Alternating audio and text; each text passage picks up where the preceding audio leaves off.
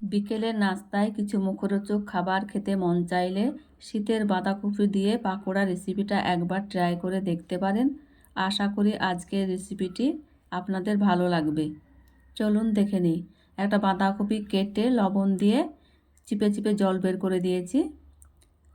ওতে দিয়ে দিলাম সয়াবিনও আগে ভিজিয়ে চিপে চিপে জল বের করে দিয়েছি। এবার ছোট ছোট করে কেটে নিয়েছি। উপর দিয়ে দিলাম পেঁয়াজ কুচি, লঙ্কা কুচি, ধনে পাতা, লবণ, হলুদ গুঁড়ো, লঙ্কার গুঁড়ো, জিরের গুঁড়ো, গরম মশলার গুঁড়ো, বেসন, চালের গুঁড়ো, 1 চামচ কর্নফ্লাওয়ার, একটা ডিমের কুসুম, শুকনো উপকরণগুলো সব কিছু একসঙ্গে ভালোভাবে মিক্স করে নিচ্ছি।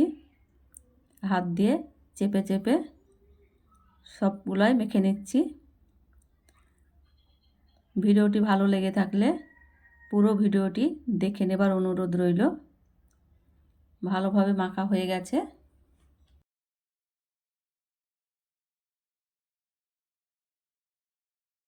তেল গরম হয়ে গেছে। পাকোড়াগুলো একে একে দিয়ে দিচ্ছি মিডিয়াম আঁচে। একেবারেই পাকোড়াগুলো সব দিয়ে দেব। দেখুন দেখতেই কত সুন্দর লাগছে। পাকোড়াগুলো একদিক হয়ে গেছে, এবার উল্টিয়ে নিচ্ছি। ভিডিওটি ভালো লেগে থাকলে লাইক, শেয়ার, কমেন্ট, সাবস্ক্রাইব করে পাশে থাকবেন। পাকোড়াগুলো সব উল্টিয়ে নিচ্ছি। এত সহজে এত সুন্দর পাকোড়া করা যায়, না দেখলে বিশ্বাসই হবে না। শীতের সময় আপনারা একবার এইভাবে করে দেখতে পারেন। শীতের সময় পাকোড়া না খেলে কি চলে? একবার এইভাবে পাকোড়া করে দেখতে পারেন। আয়ান পার্কে আনন্দ করার কিছু মুহূর্ত তুলে ধরলাম। এই দেখুন কত আনন্দের সঙ্গে দোল খাচ্ছে।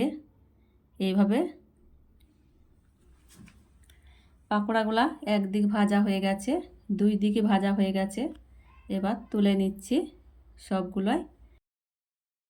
কালারটা তো দারুণ হয়েছে। সবগুলাকেই তুলে নিলাম। ভিডিওটি ভালো লাগলে পুরো ভিডিওটি দেখে নেবার আবারও অনুরোধ করছি।